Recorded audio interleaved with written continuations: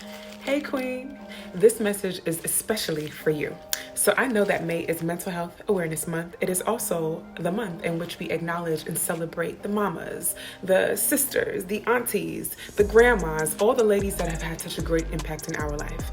However, if you are a single woman, a woman that is in waiting, if you are trusting God for your Boaz, for that purpose partner that is going to walk with you through the journey and the experience of life, I want you to know that you are fearfully and wonderfully made. You are a daughter of the King and you lack nothing. This world would make you believe that you are less than because you have not found, or they have not found you. You don't carry someone else's name. There's all these stigmas that make us Christian women feel as though we are behind. The devil is a liar.